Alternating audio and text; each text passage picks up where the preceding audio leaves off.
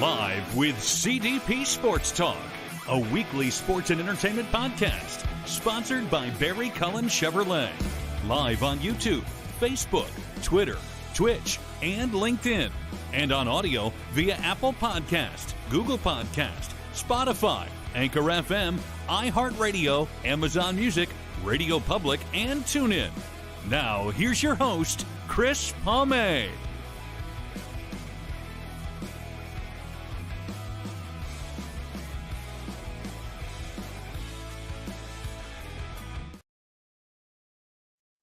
Good evening, everybody. Welcome to Season 5, Episode 39 of Live with CDP Sports Talk, live and on audio versions, and also on WQEE 99.1 FM, The Key, weeknights at 8 p.m. as well.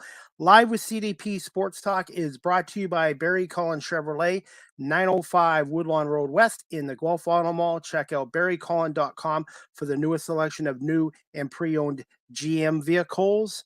And you can also give them a call at 519-824-0210 or email them at info@barrycollen.com as well. You guys can also now pre-order the all-electric Silverado pickup truck or the all-electric Cadillac Lyriq as well. They do have a Cadillac Lyriq at Barry Collen Chevrolet for test driving, but you will have to contact them either phone or by email if you want to book an appointment as well. I want to say thank you so much to Barry Collen Chevrolet for sponsoring Live with CDP Sports Talk, and also WQEE 99.1 FM, The Key in Metro Atlanta as well. I'm looking forward to my guest tonight. I'm just waiting for her to come on. Her name is Susan Irby.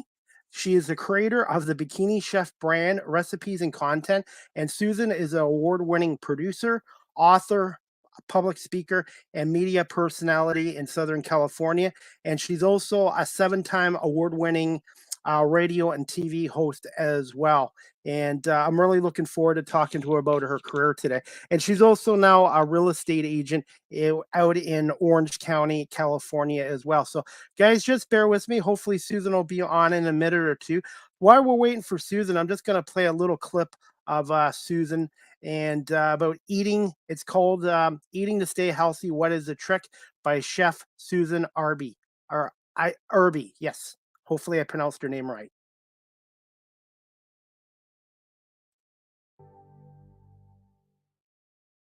For me, and I think for most women in general, really fish. Even chicken is great, lean, healthy chicken breast, turkey, lean turkey breast is great. But for me personally, and in my experience, fish is really the best food that you can eat. And my favorite food is salmon. It's great for your skin. It's low calorie. It has good fats and oils that, I don't know, whenever I eat salmon, I just feel amazing, and I feel like I look amazing and just feel better. But even other fish like tuna and halibut, those are all great, flavorful fish to eat. But do that in combination with lean proteins like skinless. You want your chicken breast to be skinless, boneless, skinless chicken breast. You can get them at any store, and they're reasonably priced. So incorporate that into your diet along with some fish and beef too. I mean, some people swear off beef, but I believe in everything in moderation. All right, guys, that clip, I just wanted to share you a little bit of clip of her work as well. So I'm looking forward to my guest again. Her name is Susan Irby. Irby, I think I got that right. So she's basically done it all in the industry. She's an award-winning real estate realtor, as well as a 7-time award-winning TV and radio host as well. And she's also the author of 11 books. And Susan recently just wrote another children's book called What Would Homer Do?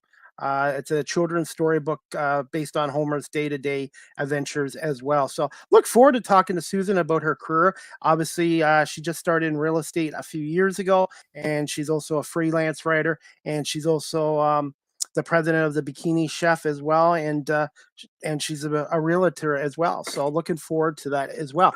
We're waiting for Susan, guys. Tonight we get the NCAA March Madness coming to the end tonight. The championship game between San Diego State against UConn at 9:20 p.m. on CBS for the national championship.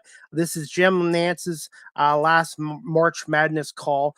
He started calling the games back in 1991. So looking forward to a great game tonight. Obviously, UConn is the favorite against San Diego State. And I look forward to a great game tonight. And also, guys, if you're an OHL fan and you've never been to the Progressive Auto Sales Arena in Sarnia, I would highly recommend it. It is from Guelph to Sarnia. It's about an hour and 52-minute drive, and right off the 402. Easy to get to, plenty of parking, and it's just a smaller version of the Sleeman Center. Had a great time there yesterday, even though the Sting won 5-4 in overtime. They had to review the goal because it was off a player's skate, but the officials determined the player did not deliberately kick it into the net. So if the puck hits off the skate and it's not deliberately in, so Sarnia is now up 2-0 in that best of 7, and game 3 is tomorrow night at 7 o'clock at the Sleeman Center in Guelph on Rogers TV, and yours truly will be doing behind the scenes as a camera operator for that game tomorrow. And that is a huge game for the Storm. They do not want to fall behind 3-0 against the Sarnia Sting, who are a very good team. And I know the Storm did it a couple years ago, coming back from 0-3 against the London Knights and winning in 7 games. But I really think this is a must-win for Guelph in game 3. And we'll see what happens. Guelph was up 4-3 in that game with 1:58 left, really close to evening up the series at 1-1. And Marco Silkett tied it up for the Sting, and then they won it in overtime at the 10:32 mark. So looking forward to that game tomorrow. And also, again, San Diego State against UConn. On the weekend, guys, the Toronto Rock defeated the Buffalo Bandits 18-8. Buffalo Bandits' worst game of the year, and probably the Toronto Rock's best performance. The Rock just stormed them in the first 2 minutes and 32 seconds and scored 3 goals, and that was pretty well it. The first 2 minutes and 32 seconds, they scored 3 goals, and they ended up winning 18-8. Buffalo is now 11-4. The Rock are 12-4. The Rock are a half a game ahead of the Bandits. Anyways, guys, just bear with me. My guest is coming on right now. I really look forward to speaking to her. And her name is, again, Susan Irby. She's the creator of the Bikini Chef brand, recipes and content. And Susan is also an award-winning producer, author, public speaker, media personality in Southern California, and a 7-time award winner for radio and TV, hosting her own show as well. And I'm really fortunate to have her on my guest today. Good afternoon, Susan. How are you doing? I'm doing fantastic. How are you, Chris? Thank you for having me. Well, thank you so much for giving me some time to come on. And I'm just trying to keep up with all your accomplishments through your career. And it's just amazing what you've done in your career. You're so sweet. Thank you. I love the background you selected for today. Yes, it was from Orange County. So every time I have a guest come on, I try to match my background to where they're from. Yeah, well, I love it. I love it. And that's actually one of my favorite places to go for a walk sometimes. So. I've been to the States. I've been to 13 states, but I've never been to California. And I need to get out there. I have some friends out there now, and I need to go out there and just to check out the state. You do. You know, it's such a big state, right? And so there's so much to see and do. And I've never lived in Northern California. I've always lived in Southern California.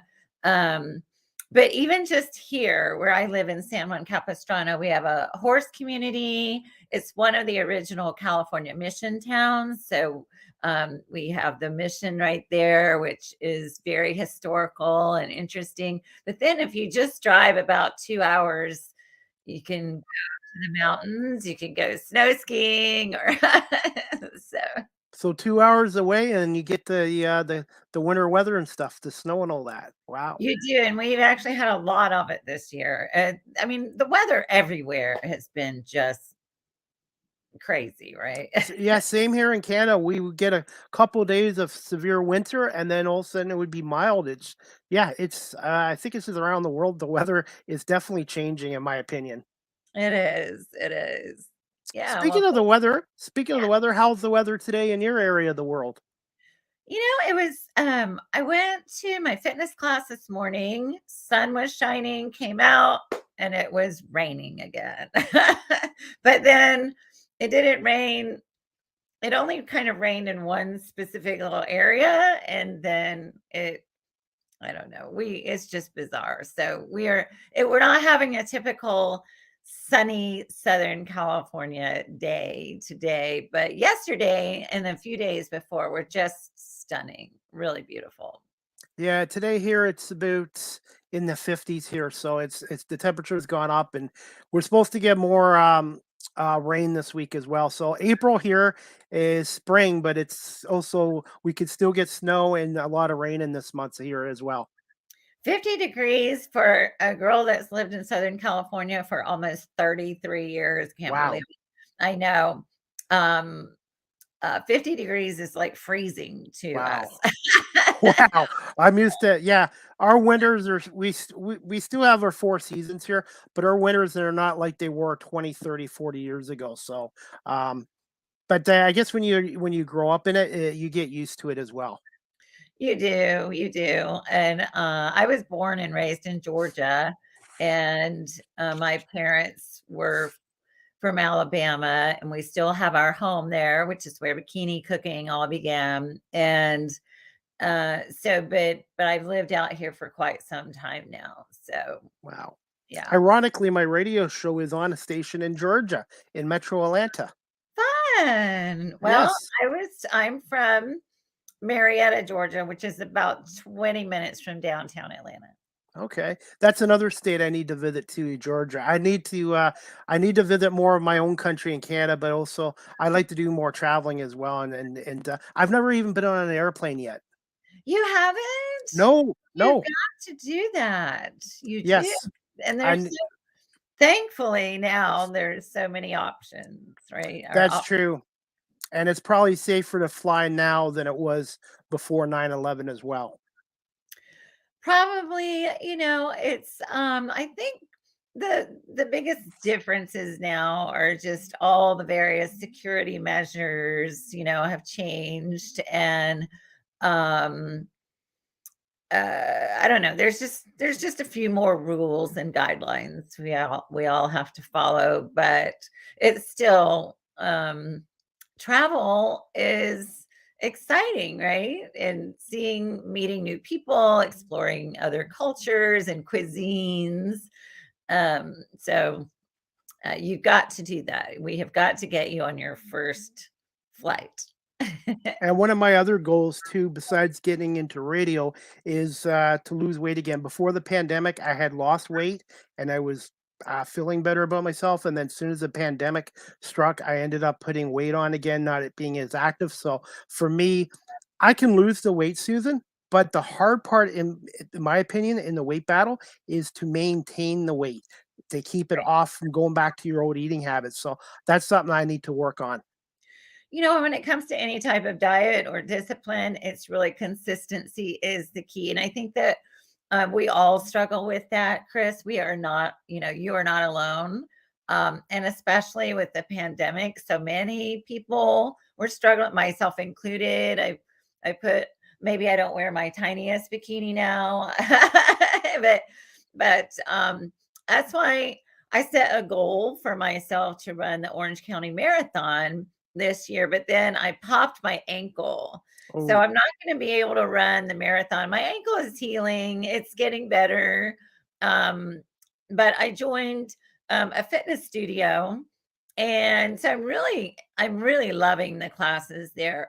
And at some point also there's a balance between um, between the weight and then just body toning, because you can have muscle development and muscle tone and strength and get those benefits of cardiovascular health, whether you're like doing a power walk or whatever. You'll have to tell me what you like to do, but um, so many different ways to get the heart rate up, get the blood pumping, and set appointments for yourself. Like this morning, my class started at 8, And I know that even as much as I love exercising and I love eating well, if I did not have that appointment, I probably would not have, you know, gotten up and gotten out the door to go do my fitness class. And as soon as I was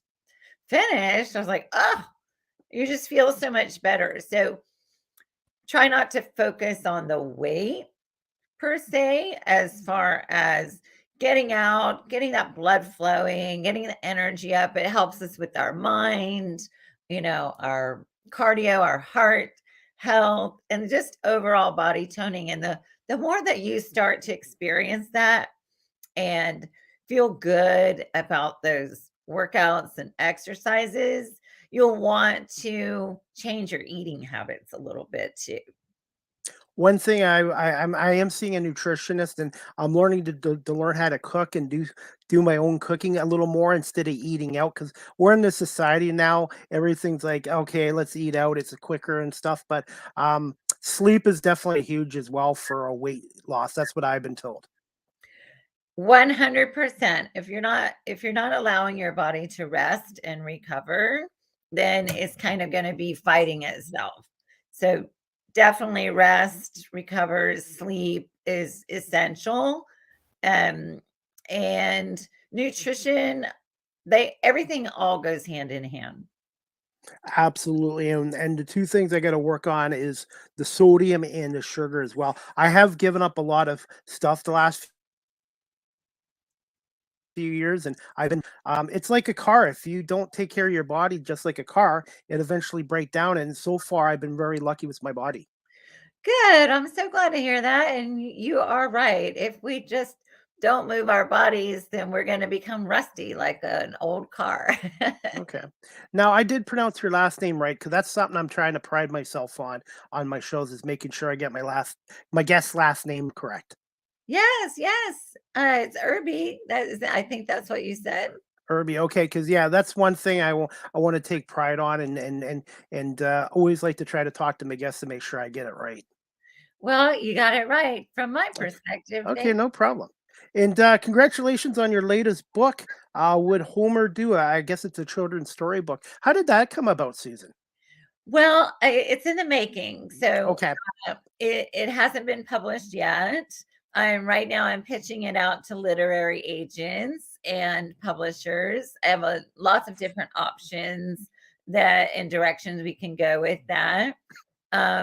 If you follow me at all, which you do, I had my little dog Homer. He was my service dog, and he lived to be almost 16 years old, and he passed away last year, I'm June sorry.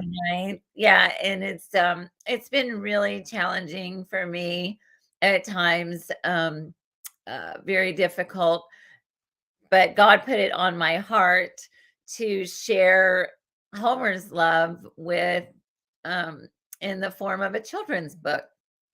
So each book has a life learning lesson to it and a special surprise with each book that I can't disclose right now. But once we get into contract, then I'll be able to speak more about it. But it's a really fun, interactive element that will be interactive for the adult, whoever's reading the book, to the child and their pet. So, And when it's ready to go, how could somebody purchase it online if they wish to do so? you know what? It will be available on Amazon. It will be available on my website. And my goal is to have it in traditional bookstores as well, for those of us who still do go to the bookstore.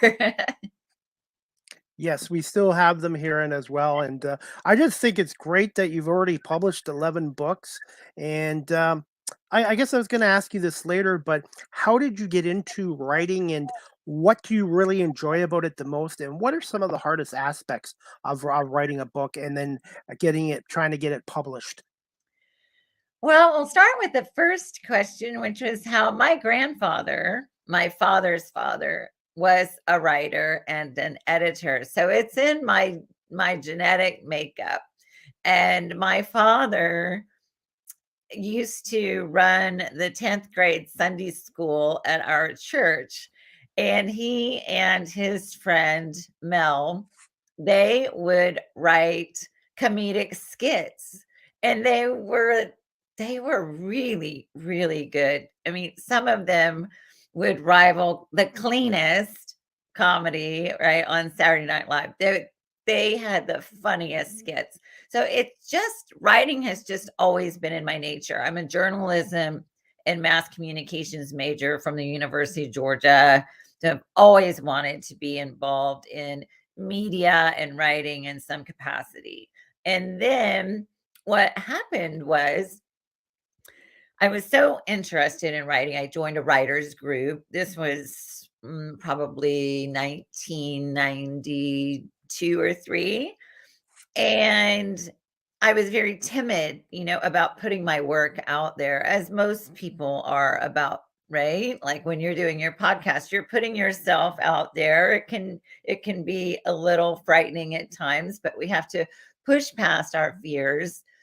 And then I was in a corporate job and it was so stressful.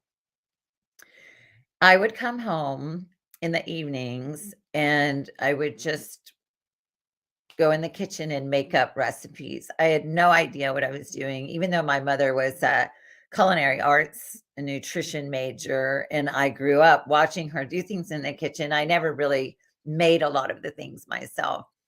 And one writers conference I went to, they said, do what you know. And I knew I loved to cook and I loved to write. So I wrote and self-published my first cookbook. The reason why I self-published my first cookbook was because no one knew who Susan Irby was, right?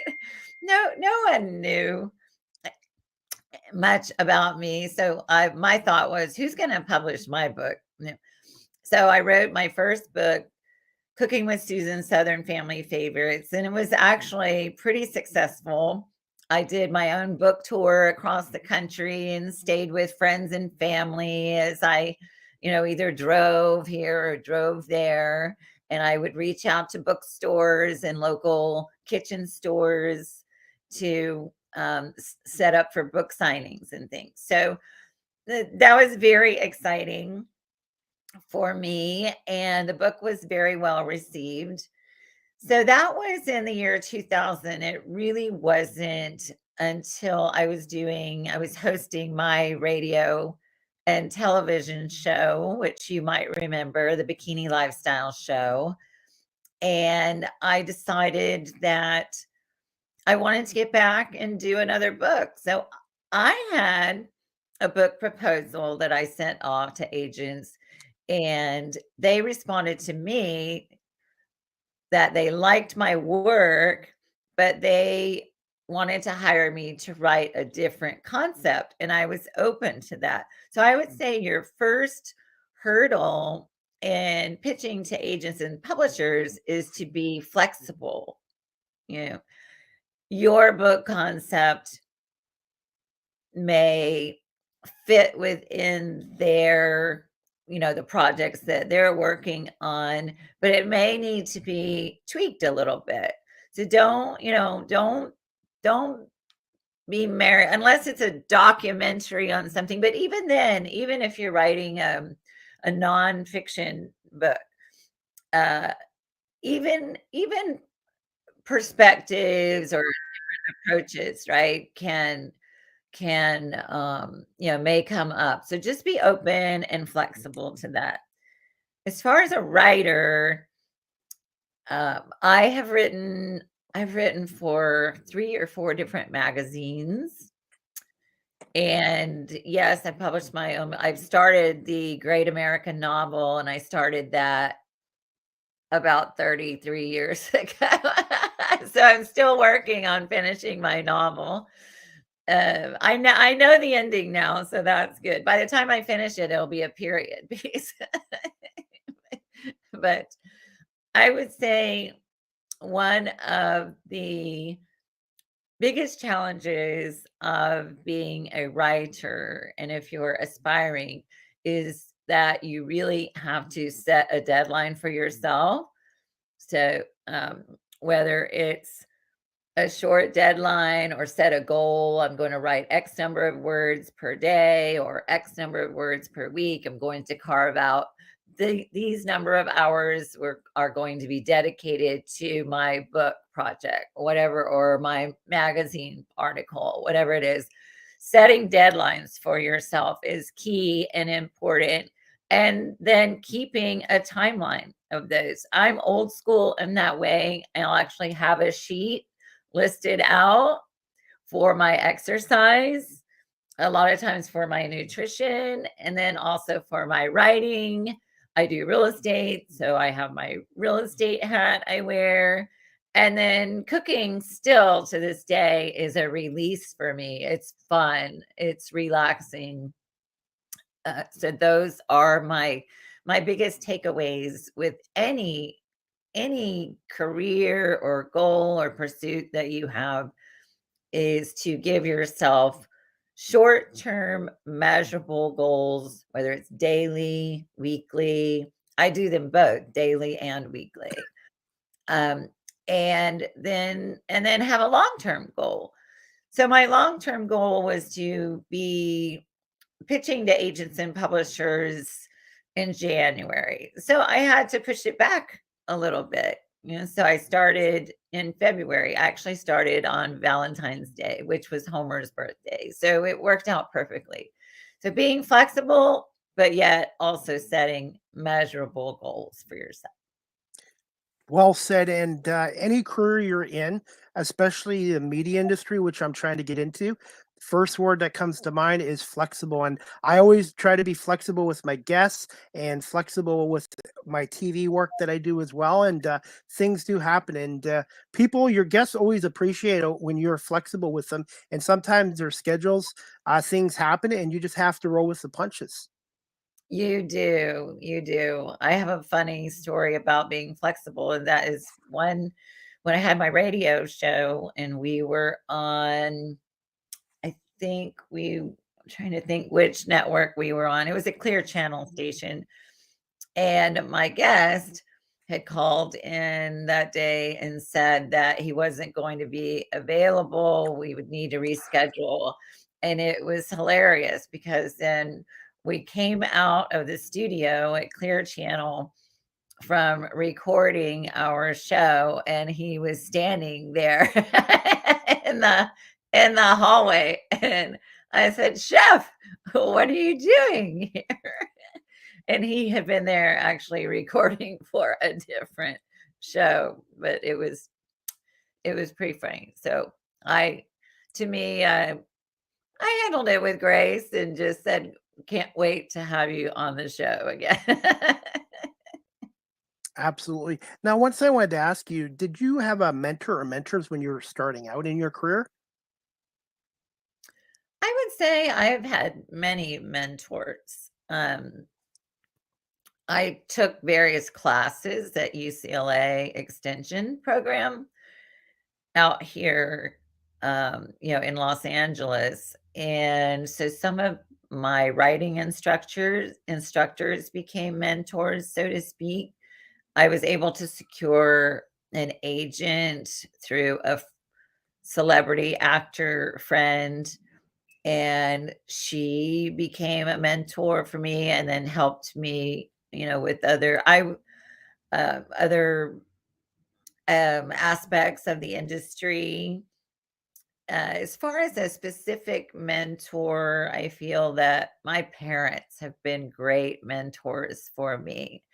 Just always supportive and not afraid to tell it like it is. So when I send to them, say, one of my Homer stories that I've written and for them to review, because my mother taught kindergarten for 30 something years. Wow. Yeah, so she was a kindergarten teacher. So if anyone knows what type of story kids are going to enjoy, my mother is going to be right there. And she just tells it to me straight. We need to edit this. I would make this suggestion or that. I think mentors can come in a lot of different forms. And yes, we all need mentors and many of them. Absolutely. Now, out of curiosity, I wanted to ask you about the book writing process. What is the average time it does for a book? Like, can it take a couple of months? Can it take a year? Or I guess it just depends on the author and getting it published. Are you referring to how, like, from when you start writing it to when you get an agent, or from the agents securing an agent to actual publication? So what aspect? There's a lot of different aspects to publishing. I guess from the start until the end of it. Okay, well, from the start to being able to pitch to agents is going to be essentially up to the writer. So that's going to be where your short term and long term deadlines come. And so getting your work ready. Because if you're doing, uh, like for me, the Homer book series is 14 books in this series. I don't need to complete all 14 books right now. So, but I have written 6 of them, and I've done some illustrations for the first book. And here again, that goes to that flexibility. I didn't want to illustrate every book and then have the agent and then subsequently the publisher say, we'd like the illustrations to kind of be more in this direction, or if the story changes, for example. So the first part from getting your work ready is going to depend on the writer. So for a nonfiction work, you're going to want to have your work prepared. Even for if you're a novel, you're going to need to write the novel, complete the novel before you're able to then pitch. And then what the next steps are, even just for my children's book. So I wrote a proposal for it, which outlines what books you feel are similar to your work, but how is yours different, right? So you take successful works that are similar, and then you include in there, my work is similar to this, but yet it's different in this way. So you always want to have your unique approach. That's in your proposal. You can suggest marketing strategies that you have in mind, but then going back to that flexibility, because once they get a hold of it, they may have a different direction. But being prepared, you want to do your research, you want to have a biography on yourself. They want to know a little bit about you. They want to know what the concept is. And you have to keep all these pieces pretty concise and very well written. So it takes a while to do that. So from start to getting an agent, it's really up to the writer, how attuned they are, and the subject matter. The subject matter may be very in depth and require months and months or even years of research. So that part is going to vary. All the parts are going to vary, really. But then your next step, so you're ready. Now you have to write your what's called a query letter. And a query letter is essentially your pitch letter that you're going to be sending to the agents. And some of them will request the whole proposal. Some of them will request 3 chapters. Some of them will request. So it's very specific, and each agent has their own guidelines that they go by. When you're ready to pitch to an agent, there are different resources. There's Publishers Marketplace, Query Tracker. I bought a book from Amazon on the whole process. I recommend that, especially if it's someone who's very new, to publishing. But then you're going to need to go through, decide what type of book is it that you've written. So mine is a children's picture book, but there's young adult, there's documentary, nonfiction, there's mystery, there's romance, there's all kinds, and cookbooks, of course. So then you take that piece, you decide, you hone in on what genre of book you are writing or have written. And then you need to research agents. It's not enough to just go, oh, this agent specializes in cookbooks. I will really need to do your homework. What type of cookbooks has that agent represented? What is he or she looking for now? It takes a while. It's a process. And then you make your list and you're going to start. Okay, I'm going to start with these 5 agents. I'll start there. And then you send out your query letter and whatever their requirements are they requested. Then you have to allow time for them to respond. Some respond right away and some take longer to respond. And then you'll go to the next, your next tier. So that process can, if you've written something that just really catches their eye, you might secure an agent immediately. But for others, the picture book category, especially when it comes to puppy dogs, is quite competitive. So it's gonna take me a while. And I also don't want to secure just any agent. I want to secure the right agent, right? It's all about putting Good fit. putting the right agent with the right project. And that could take some time. Once you get to that level, then the agent will take over. They'll make recommendations, maybe make a few tweaks here and there, and then they will pitch to their publishers. And that's where the agent relationship is so valuable, because you want the agent that has those relationships with publishers, where when he or she calls, they're going to pick up the phone and go, okay, if this agent is that interested in this project, then I need to take a look at it. Once you get to the publisher, depending on the type of book, it can take anywhere from 6 to 8 months to a year to actually get it on the shelves. Wow. And that's what I love about this podcast show. I always learn new things from my guests. Now, Susan, before we get to some other questions, do you have any advice for anybody that is looking to be a writer? I'm obviously doing some digital writing for my media work, but any kind of advice you could give to anyone that's looking to possibly write a book or get into digital writing as well? My biggest advice is to have courage and just go for it, right?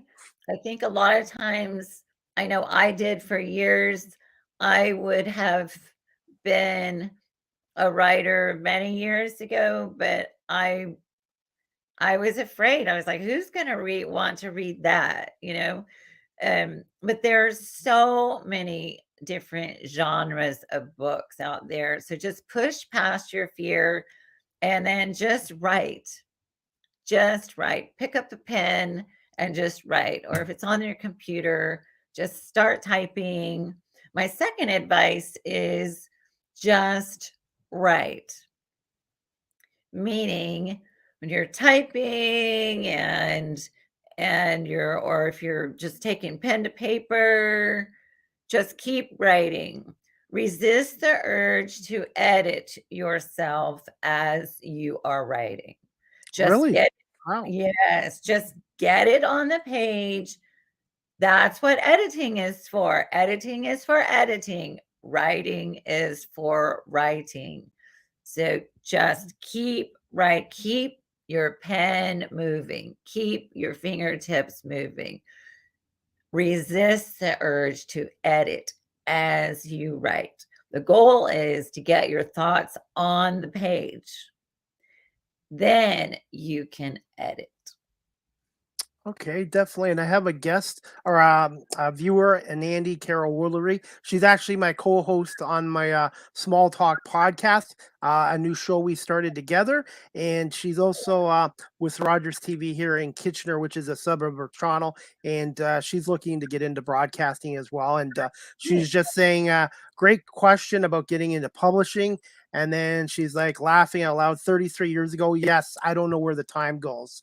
I swear the every year seems to go by quicker in that. And then she just wanted to say I needed to hear that about courage. Like I said, I started my new career just 3 years ago at the age of 47, and this is something I have a passion for.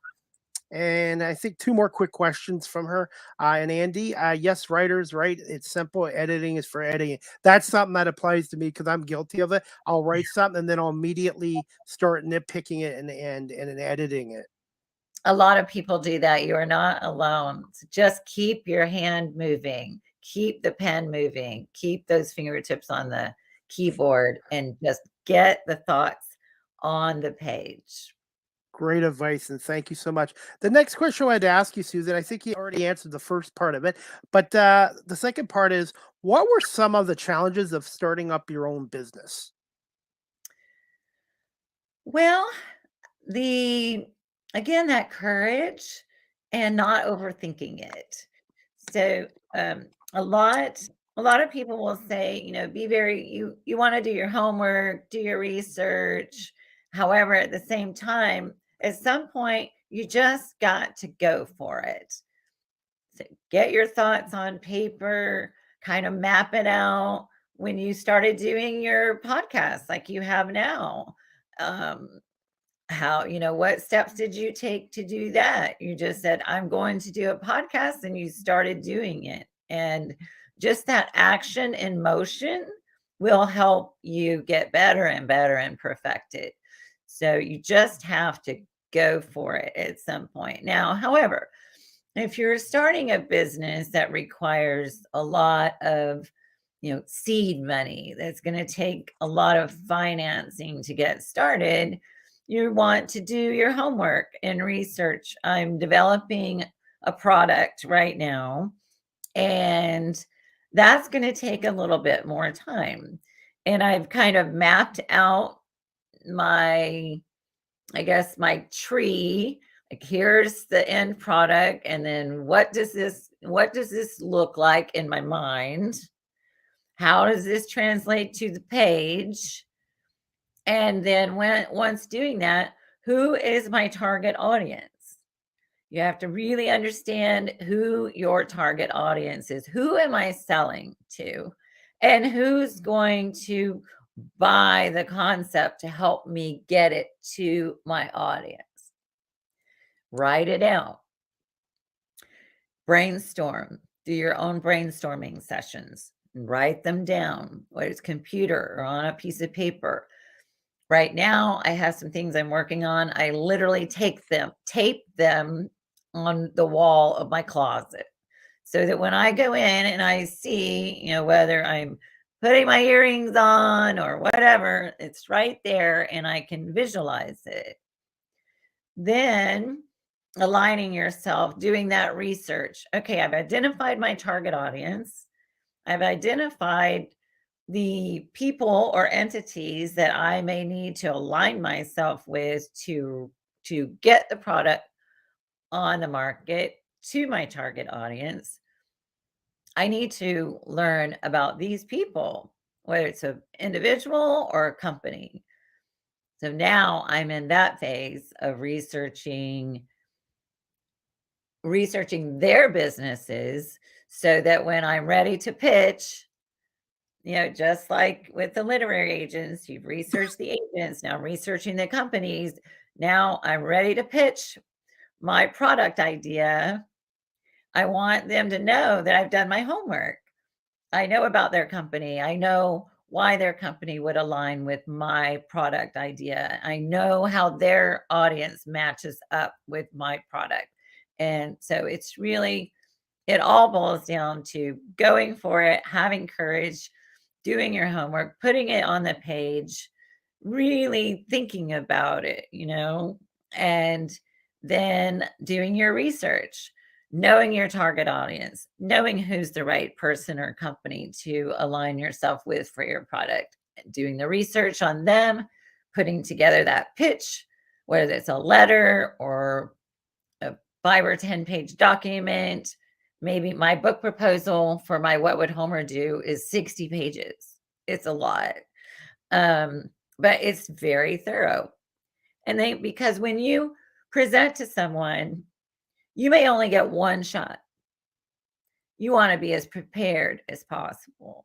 So don't rush it, but don't dilly-dally either. Great advice. A couple things though, if you're still good for a few more questions, I wanted to ask you about is one thing I've learned about the media industry, and I've only been doing this for 3 years now, is rejection does happen. Don't take it personally, and just continue to keep working, learning, and improving every day. 100%. Rejection happens in all industries, and in some industries, it's more hurtful than others, especially when you're artist, like your podcast, you're an artist, in media, you're, you're putting your heart on the line. And rejection is something that we all have to deal with in different forms every single day. But when you have a project or, a book or a media program, something that you're putting out, it was your idea, it was kind of your baby, your brain thought and your heart, it's tough. I have had some struggles with that, with What Would Homer Do, because the book is very close to my heart. And so you have to be careful, with your heart at the same. So again, it kind of goes back to you know your heart better than anybody else.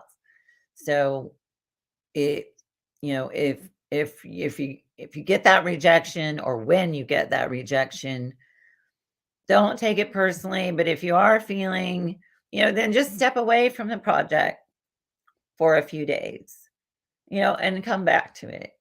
Allow yourself time to understand that they weren't rejecting me. They weren't saying that they didn't like my work.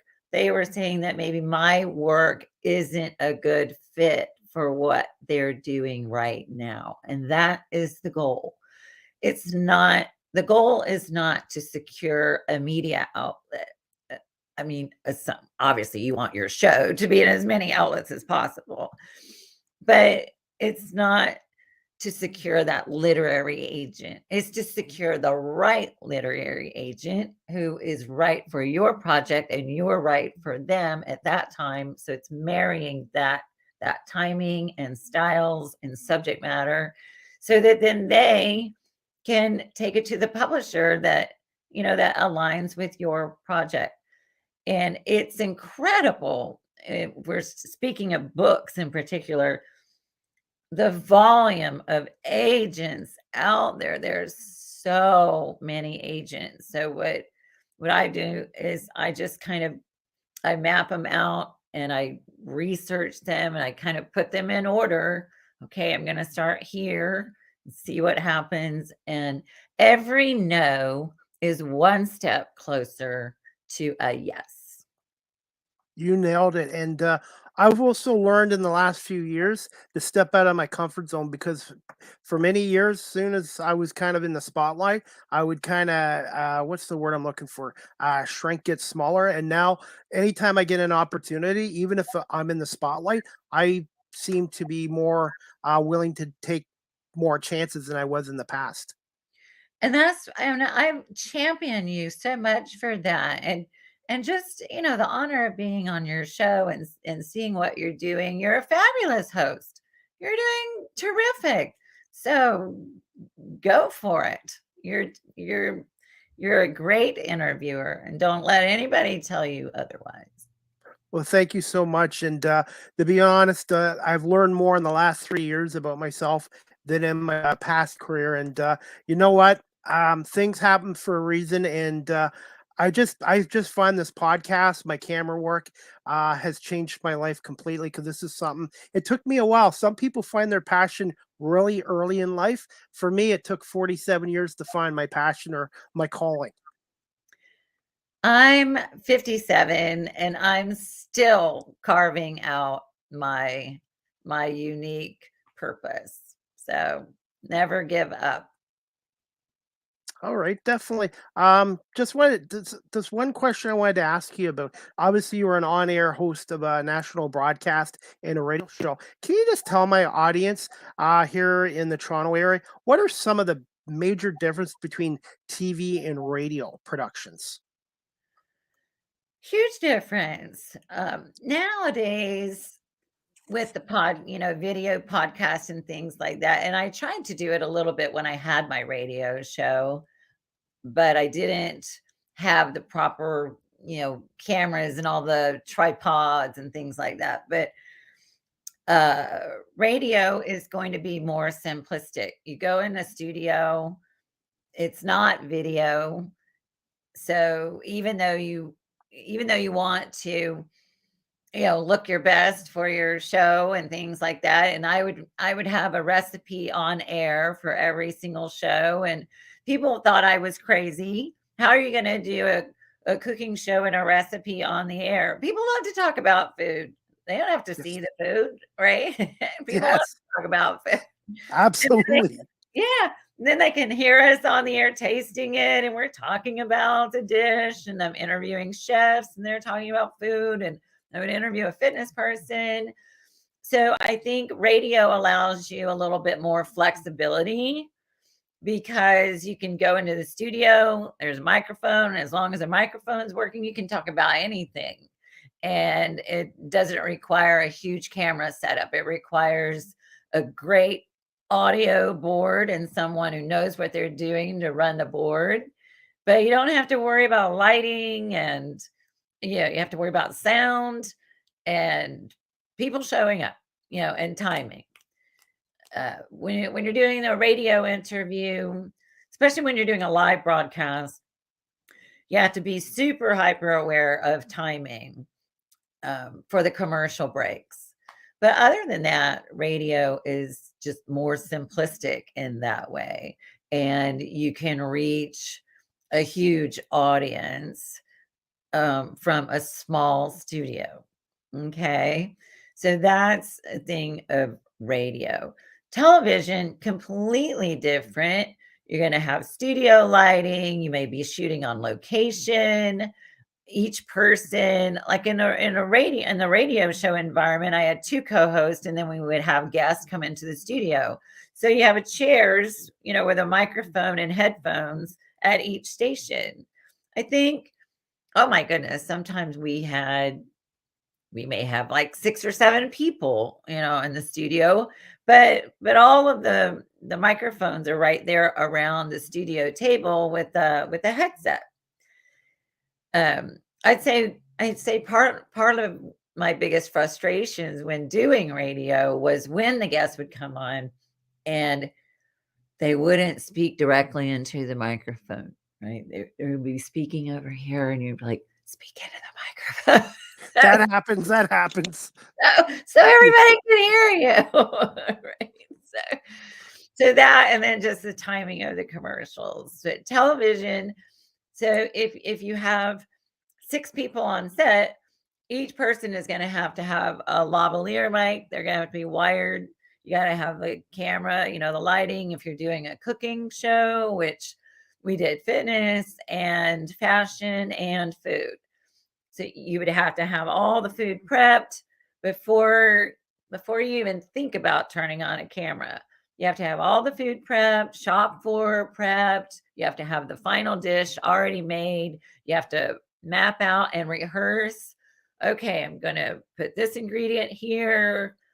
And inevitably, you would still be missing something, like, oh, my zester. My zester's over there. Where's my zester? My co-host Steve used to wear some of my favorite, most common utensils I'd use. He'd wear like a tool belt, and he'd just whip it out. Here's the zester. Okay. So yeah, it was funny. It was a great show. The television is more specific in detail, microphone Condensed. production. It's more condensed, I guess. Well, it's, you have to, if you're in the studio, even if you have the guests, everybody, like I said, is going to have to, have a lavalier mic. They have to be mic'd. You have to, do hair, makeup. You want to have a script. So, everybody needs a script so that, who's saying what and when, because you don't want a bunch of over talking. You can get away with that a little bit on the radio, not so much on television. You want to make sure everybody knows where the scene is going, because you only have a certain amount of time. You can't be in the production. Even if you're in a television studio, you can't be there for, maybe you've booked it out for 4 hours. Well, you can't be there for an extra hour, without paying for it, or someone may be coming in behind you, or if you're shooting on location. So you have to really have your scripts planned out. And that's for radio and television. And you have to have a crew. It requires more crew for a television production, and that's why it can be more expensive. Even today, it's probably a little bit less tedious because everybody has access. They can shoot on their phone. On my studio lights in here, I have my studio here in my attic. I think this lighting equipment maybe cost me maybe $300, $400 at the most. So everybody can have a home studio now. It's a lot simpler. But if you're doing a larger production, you're going to need more people. You have to have someone taking pictures of everyone's outfit that they're wearing. So let's say if you have to reshoot something, or you're shooting this on one day, shooting this scene on one day, and then a different scene on another day, but you're still wearing the same outfit, you want to match. So you have to have someone taking a photo, making sure everybody has the same wardrobe. There's a lot of organization that goes into, a lot more detail that goes into television. And right now, I'm actually doing TV work as a camera operator. Obviously, I'm not on air yet, but people don't realize in a broadcast, not just sports, but any kind of broadcast, how much work there is in a setup, tear down, and so much respect for producers, because producers are kind of like the quarterback, as in football is. They have to know every aspect of the offense or the production and everything, and everybody. It's truly. Especially in radio, TV, it's truly a team effort, and that's what I like about it.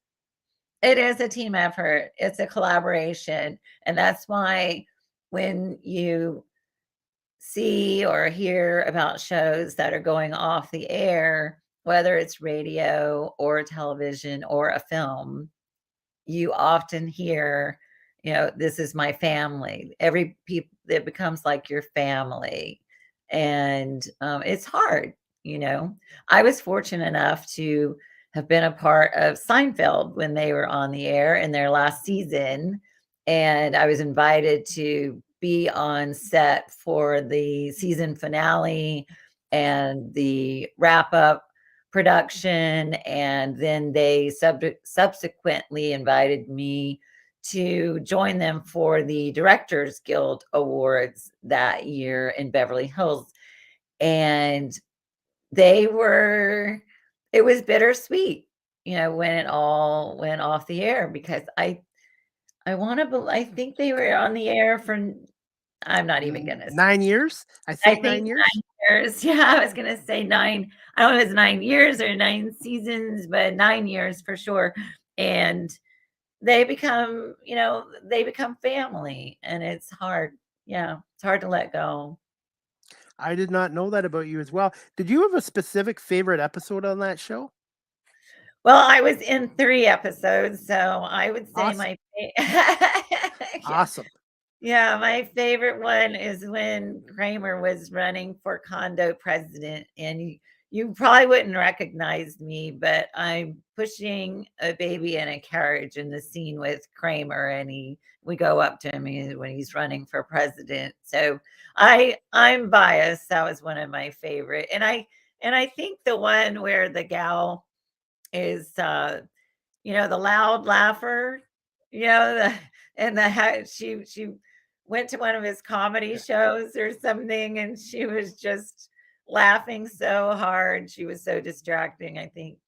And then I don't know, there are so many lines from that show, and I quote, in fact, yesterday when I was making my grilled cheese sandwiches for the second time, because I had never done a Facebook Live video before. And this goes back to just finally the other day, people had been asking me how I make my grilled cheese sandwiches. And I thought, you know what? I'm just going to go for it and show everybody how I make my grilled cheese sandwiches.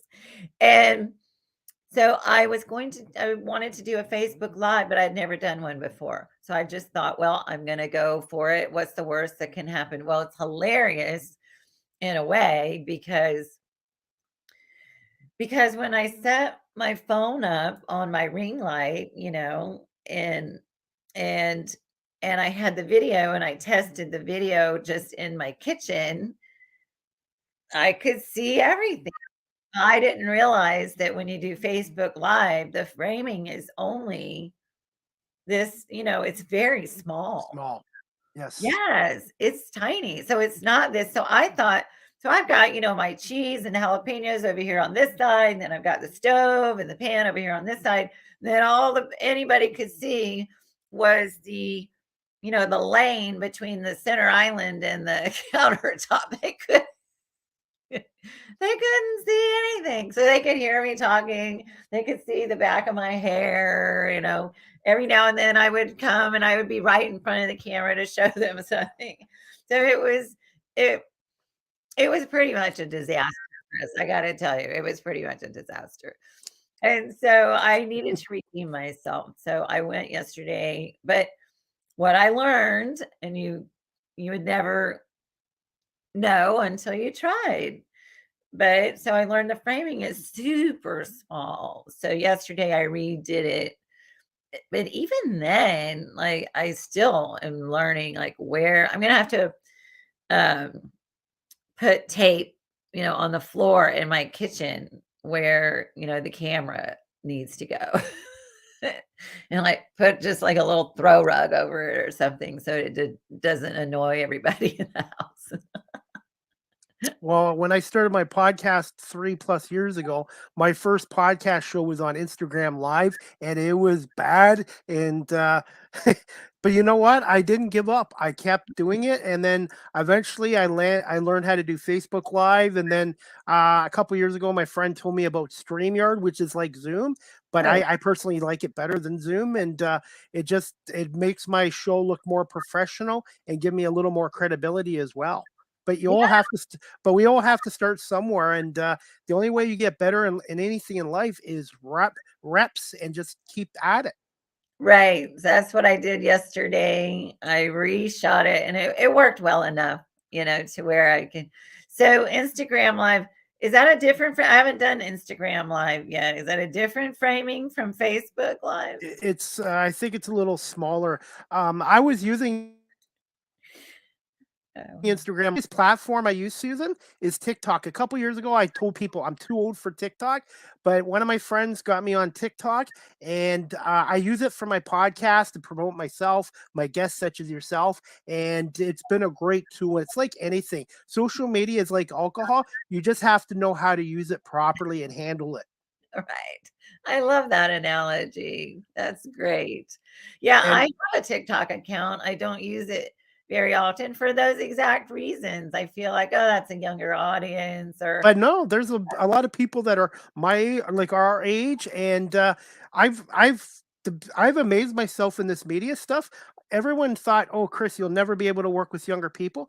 I've been able to work with people in their 20s, 30s, 40s, 50s, 60s, and old age groups, and it's kind of been nice. It actually keeps me younger working with younger people. it does. It will do that for you for sure. Well, I was going to try Instagram Live, and you know what? I have a question for you then. I'll do Um, my best to answer it. if I if my accounts are linked on Instagram to my Facebook, if I go live on Instagram, will it translate to Facebook? It should. It should if you're linked. If you're linked together. I haven't tried that yet because I do everything on StreamYard. But I believe if you do, I will ask somebody else after we're done this show about that. But I believe you can as long as your accounts are linked. Okay, yeah, they are. And when in doubt, we can always Google it, right? Oh, and also, Susan, if you ever change your mind about TikTok, you can link it up with Twitter and also a number of other sites as well. Oh, great. Yes. Like I said, I have an account. I haven't quite figured them out yet. I don't know, even with all the different experiences I've had, I was just feeling a little shy. But even yesterday, when I was doing my grilled cheese sandwiches and I had so much fun doing that. And I just thought, I really love, I just, you know, I love media. I mean, I was a journalism major. I worked at WTBS and CNN and their production departments at one time, and I've always loved the media. I had a passion for it as well, but they didn't have this technology back in the 90s. And to be honest, Susan, I don't know if I would have been ready back in the 90s because my past career, I had to deal with a lot of people. I worked in a gambling racetrack facility. So I had to deal with all kinds of people and I had to interview them, talk to them. So I actually think my other career is kind of helped me prepare for the media because I'm a lot more outgoing and happier and better people skills than I did 20, 25 years ago. Yeah, 100%. We're a work in progress, right? We're always evolving as long as you don't let the grass grow under your feet and you keep moving forward. We're always learning and evolving, and that's great. And congratulations on your position as camera operator. And that's exciting, and that will lead, you never know where that's going to lead. And also, again, for your podcast, you're doing a fantastic job and it looks terrific. Thank you. This is my 259th episode today in 3 years. Well, you should be getting it pretty perfect by now. Well, thank you so much. And do you have time for two last quick questions and then we'll wrap this up? Okay. Sure. This one I wanted to ask you because I've seen how many great guests you've had. But what are some of your most, I didn't say favorite, most memorable celebrity interviews you've done in your career? And can you just tell my audience a little bit about your Bikini Chef Charitable Foundation as well? Sure, yeah. So, some of my most memorable guests, Venus Williams.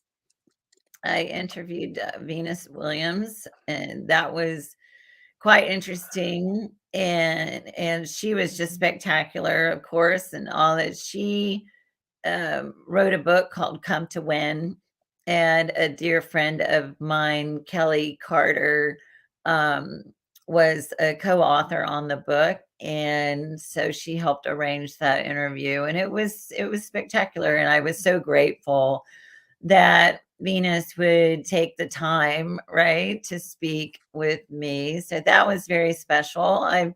I've had a lot of just really wonderful interviews. I have one of the best interviews I ever did never aired because it was recorded off-site and it was with Phil Collen, who's the guitarist for Def Leppard. And Wow.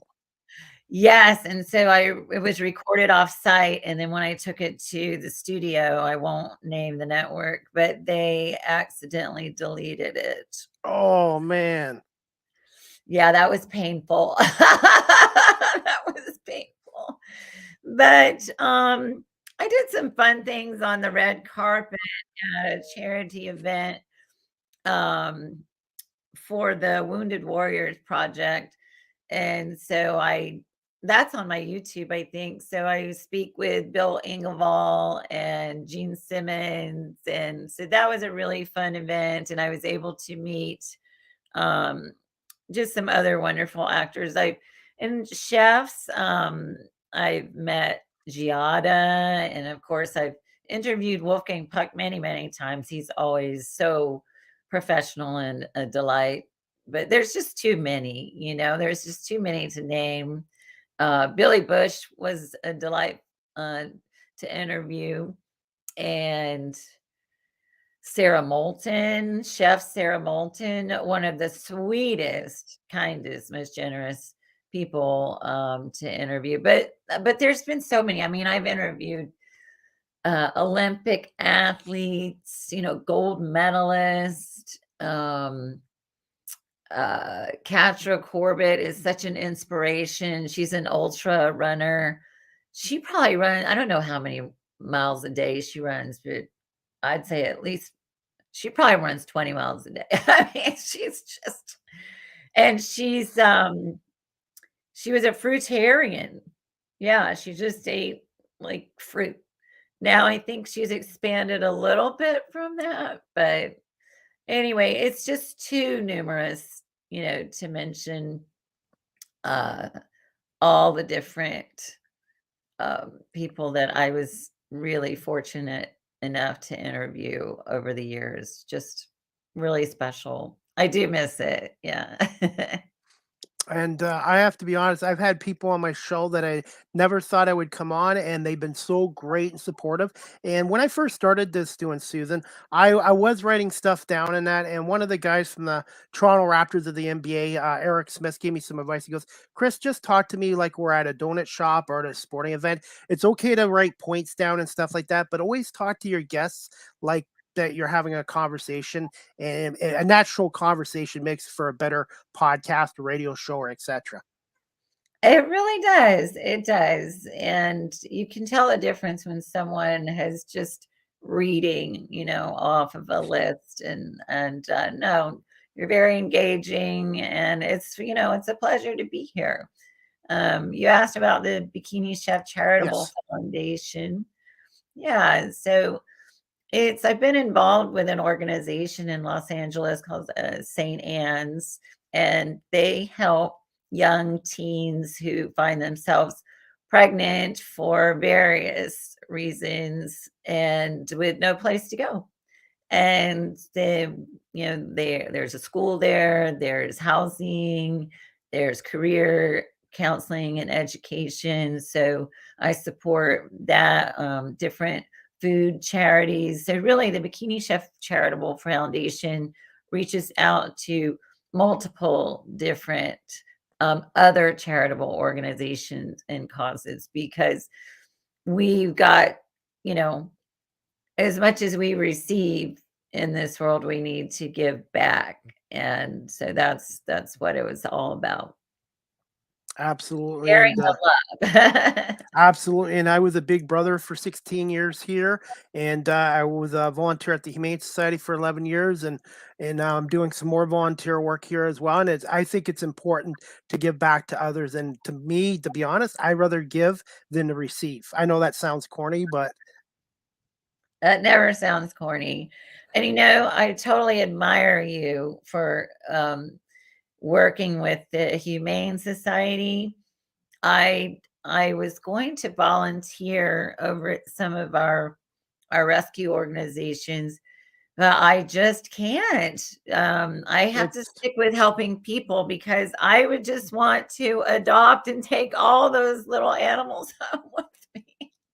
it I can get hard at times, yes, because you get attached. The longer they stay at the shelter and you see them, cats, dogs, whatever, you get attached to them, and then when they get adopted, which is always awesome and a happy time, they're gone, and then you miss them. It really can be emotional being a volunteer at a Humane Society, but I just think it's so important to give back to your community, whatever it is, and I just feel like I've been lucky, and I love giving back and trying to help others. I do too. Helping others helps us, right? It helps heal our hearts, and it helps heal theirs as well. And yeah, I think if I worked with animals, I would just have to. My family does have a farm in Alabama. I mean, it sounds very, oh, we have a farm. It's really just a lot of land that used to have a barn. And it used to be more of a working farm, but now but so if I were an animal working with animals, I'd probably have to just start my own rescue organization at the farm or something like that. Definitely, and I'm going to wrap things up. But Susan, if you have time again in the future, I would really like to have you come back on again and maybe talk a little more about your real estate career that you started up in 2019 as well. Yes, I would love to speak with you about that. The home buying and selling process is completely different. Again, it's exciting because you're helping people. You're either helping people sell their home, they're either wanting a bigger home or smaller home, maybe they're moving. because they have a new job or they have a new baby and they need more space. And then, buyers, it's exciting. You work with a lot of first-time home buyers or seniors that are going through a life change, and they may feel overwhelmed with all of the change, and trying to, whether you're buying or selling, it's a whole process. It's a lot of emotion and letting go and being open to new things. So a realtor's job is very rewarding, and there's a lot of moving parts to that as well. So especially, I don't know about Canada, but if I hear of someone trying to do for sale by owner in the state of California, I just would say you're out of your mind. Don't recommend that. Like I said, definitely maybe you can come back on my other show with my co-host and Andy Carol Woolery, because I think she really watched this show and really enjoyed it, and she's a really good person as well. And I really appreciate your time today. And where can my audience here in Canada follow you on social media, your website, and again to where they can purchase your books if they're interested online? Yeah, so everything is housed at thebikinishef.com. You can go to susanirby.com as well. And then if you click on any of those links, it takes you over. So my books are available on both sites. My real estate website, Irby Real Estate Group, is primarily for real estate. So if you're moving to California, please let me know. I would love to help you, or just the United States in general. I have a referral network of agents around the country. So happy to, make those connections for you. And yeah, so susanirby.com or thebikinishef.com, and that's true in my social media pages. So I've got at the Bikini Chef, at the Susan Irby, and at Irby Real Estate Group. So Okay. pretty And fine. And if I'm lucky enough to get a job in the industry in the States and I have to relocate to your country, I will definitely look at you. Yay. Well, I would be happy to help you. Okay. Well, again, Susan, I want to say it's so nice to reconnect with you again on social media. And I really appreciate your time today. My show originally was called 30 Minutes Live with CDP, but we had to scrap that because I've been lucky. My guests have enjoyed talking to me. So most of my podcast shows are usually 45 minutes to an hour. But when this show episode airs on WQEE 99.1 FM, the key in Metro Atlanta, I will let you know, Susan. Yes, let me know, and I will let my friends know so that they can tune in. They would love that. Yeah. Okay, well, thank you so much again, Susan, for coming on today, and we'll keep in touch with you on social media, and maybe we can maybe in May or June have you come on the Small Talk podcast with my co-host and Andy, who's a really good person as well. It would be great to meet Andy, and it's my pleasure and honor to be here. Thank you for reaching out. I appreciate it. Okay, again, thank you so much, Susan, and I hope you have a wonderful rest of the afternoon, and we'll talk to you soon. Sounds good. Bye-bye. Bye.